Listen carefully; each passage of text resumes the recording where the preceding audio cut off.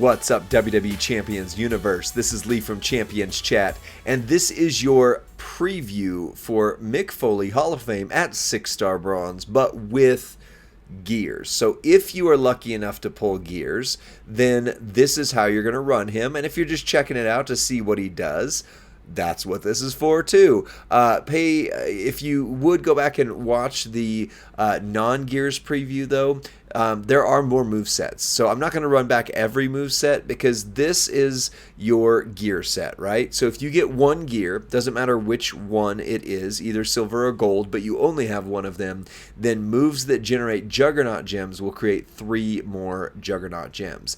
So I'm not going to highlight just a single gear in this preview because all that does is just add to your damage. So if you get one gear, watch the no gears preview because you're still going to run them that way with those trainers. You're just going to hit a lot harder. If you get both gears, that's where it kind of changes how you play. So you start out with all color moves with 4 more MP. So that makes a big difference. We're going to look at a few of the move sets, not every one of them. Like I say, the super sub gem move in particular, it just starts loaded quicker, but you don't really do anything different. So you can add more damage with additional sub trainers, but that's really what it is for that. So we're going to start, as you see on screen, with the double red and yellow. The bottom is your pulling pile driver. It does increase your red MP by 5, and you don't need that to be loaded now with this, but you didn't on the last one either. Like you see the trainers, and I'll get to them in a moment. You're not really using MP trainers with or without gears for this one. The biggest thing is the Juggernaut gems are going to add a lot more damage. So you have the two-handed Bulldog, deal damage, and make 4 random gems into 2-turn Juggernaut gems that'll increase your red gem damage by 10% and make 4 more gems into red. So that is huge. That's 30% additional damage with those additional Juggernaut gems, plus you're making more red gems. So for your trainers and coaches, you might not actually even need your Zombionka, right? And then your moves, the Sweet Shin music, you're going to deal damage and fire off your Juggernaut gems right away, right? So that's kind of your move set. Same trainer set as last time. We've got Davey Boy,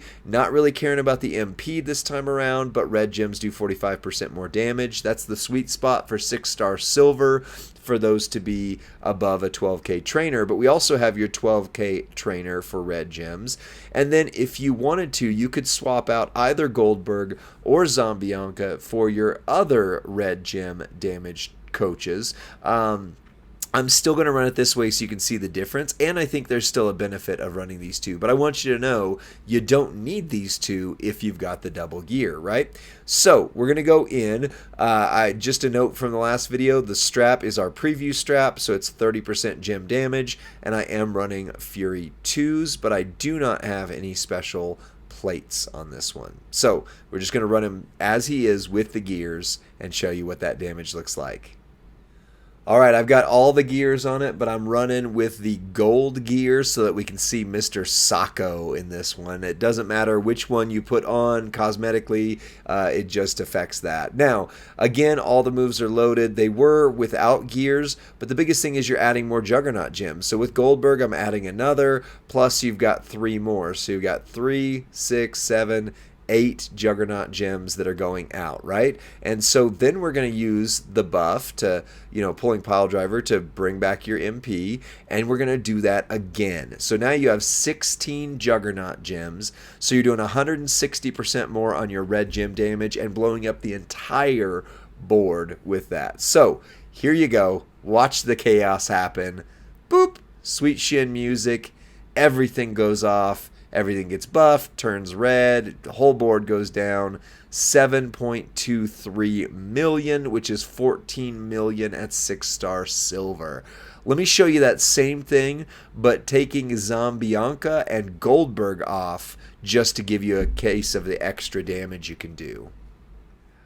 All right, so same moveset as what we did before, not changing anything out with the strap or the moves. We're just trading out Zombionka and Streaker Goldberg since they're more rare, and since the gears kind of replace what those two did a little bit. So we've added Stacy in for the flat coach, and then we've added Hall of Fame Snoop for another 20% red gem damage. If you have anybody else that does more gem damage than that, throw them on in this case. But that's what we're going to do and just see how it compares.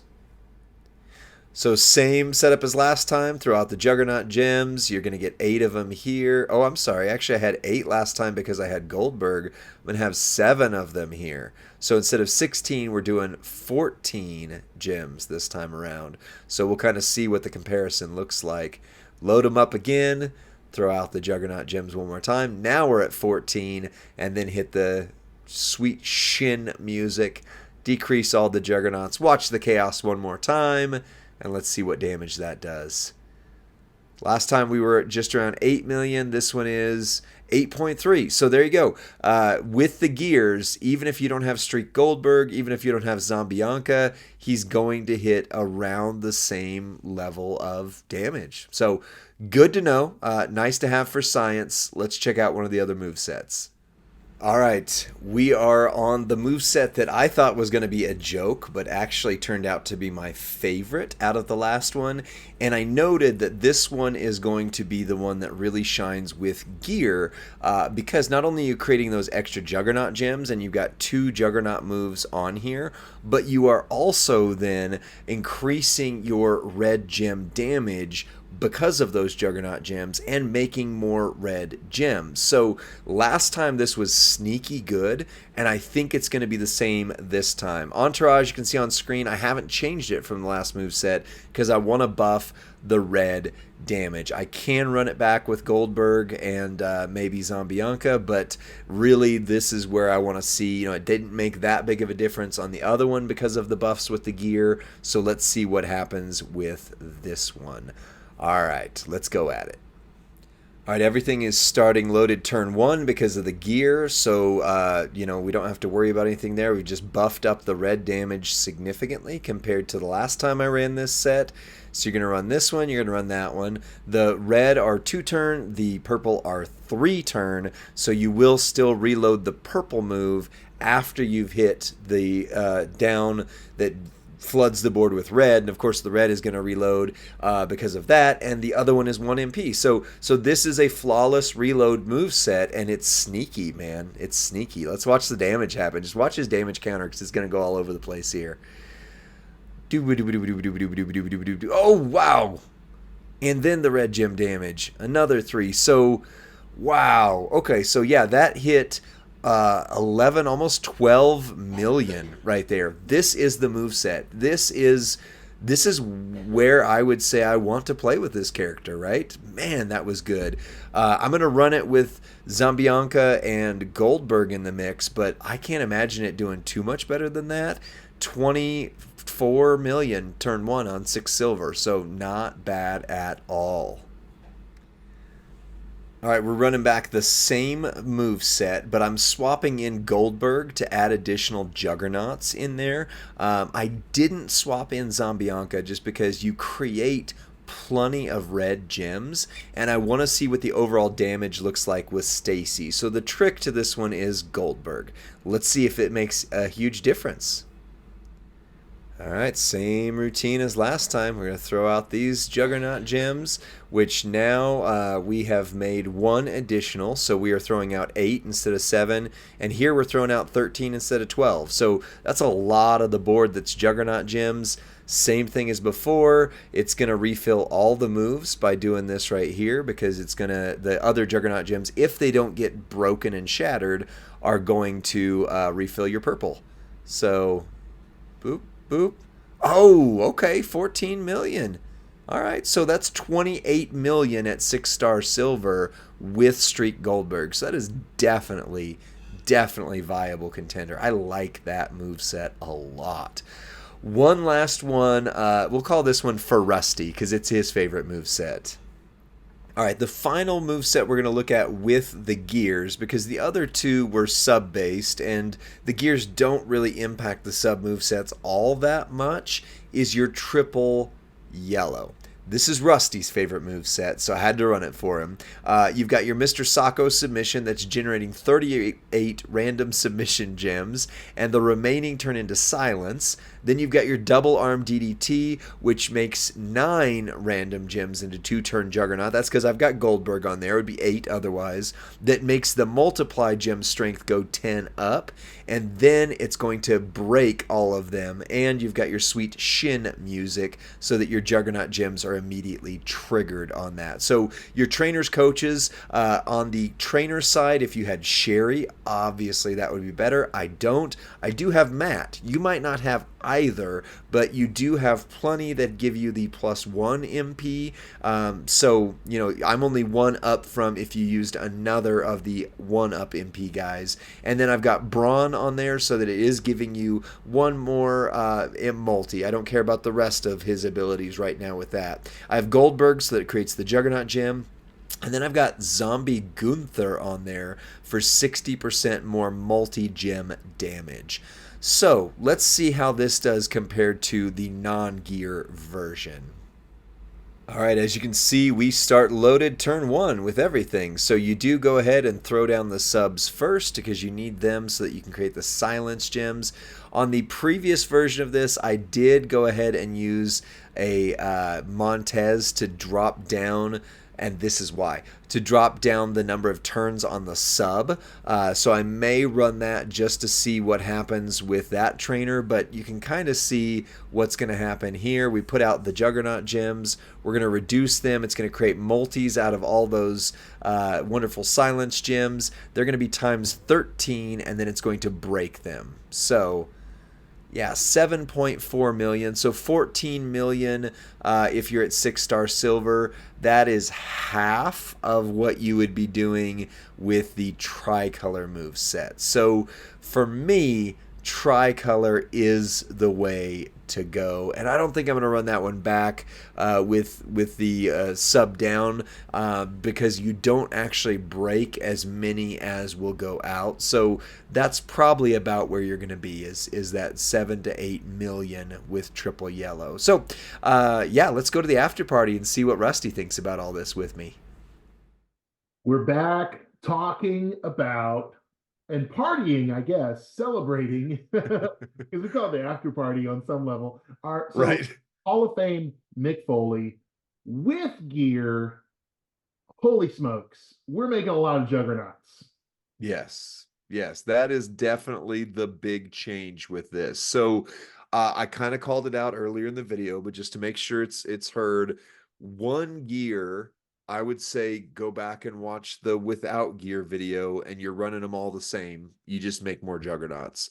2 gears is where you start to change the game a little bit and you can swap out because you no longer need MP trainers, but that doesn't impact as many move sets as you would think, just kind of the big ones, right? But like for example, the super sub, it doesn't really impact your gameplay because you're not using the juggernauts. You just get started faster. Like you're guaranteed to be loaded in most modes. In fact, in all modes, if you use an MP trainer, even if they have a big down, you should be able to super sub them no matter what. But where it comes into difference is the juggernaut with MP, and that's exciting. So Yeah, I think so too. That super sub set, maybe Logan Paul in the entourage is more important than the gold gear to give you that juggernaut because right, you're using it. So right. this superstar can be great and flexible in a lot of different modes. And I love sub moves. That's why I specifically mentioned Logan Paul because he's just going to crush with that red sub move and then make it 60% more damage as a coach. What did you think? Well, you have Logan Paul, I don't, but I have Ali and you don't. So we've got kind of a, True, little true. thing going there. Ali's better. So like he's doing 100%, Well, it's you know. 100% to all subs, but yeah, yeah.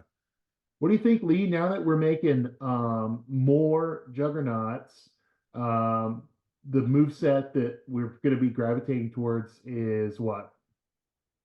Well, I still think you're kind of looking at the red gem. It was the red green, or no, sorry, red yellow version right there. That one's going to be your damage build. I do think that there is more viability with the tricolor, again, because now you don't need that purple coach to get you, or trainer to get you loaded. And then of course you're throwing out so many juggernaut gems, it just does a lot more damage. I mean, basically, if you're going, well, what do the gears actually do? Well, they just increase the damage, right? They make it to where you don't have to have the MP coaches or trainers, and they're going to make more jugs. So you're just doing more of what you were already doing. And it doesn't change the play style, I don't think, as much, but it does make everything hit harder. I just wouldn't. So, and I've watched both now, and I've experimented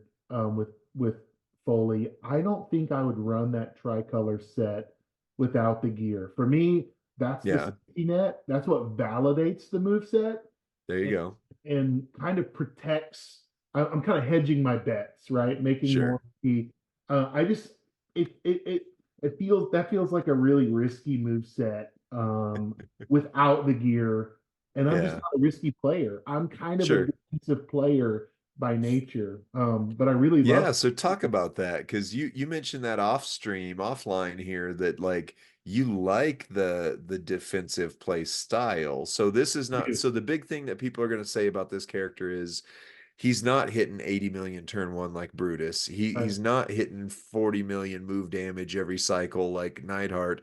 But he's controlling That's right. more than those two are. Yes. So I know I can have a predictable match, right? Yeah, And I know let's take Neidhart for example, right? If I'm lined up against Neidhart in a feud, I know turn one, I'm gonna sub him down, drain his MP, and I'm gonna neutralize what he can do to me so that I feel like I'm actually more dominant in gotcha. that matchup versus us both trying to swing away and do max damage turn one. And if the perks don't line up perfectly, or if the gym damage is kind of nerfed by something that's happening, then I feel big sads. Like, oh, my Right. black gym damage just got nerfed this feud. Yeah. So like, okay, I'm just that sub move is still going to be effective, right? Right. Regardless of the boost. Let's say Black Jim's got boosted this feud. Right. My sub move doesn't care. It's just going to Right. drain it all. You're never going to make a Black Jim, as far as I'm concerned. So I like the That's awesome. predictable gameplay. I like to control the pace of the feud. And I'm also not a speed feuder, right? So I'm Yeah. not trying to get through the feud to max in as fast a time as possible. It takes me usually both days to get to the feud max, and I'm okay with that. And that's just the way I've always played the game and the way I enjoy playing the game. So for me, this Yeah. Foley superstar is a home run, and maybe there's more people out there who this will cater to their play style. Yeah.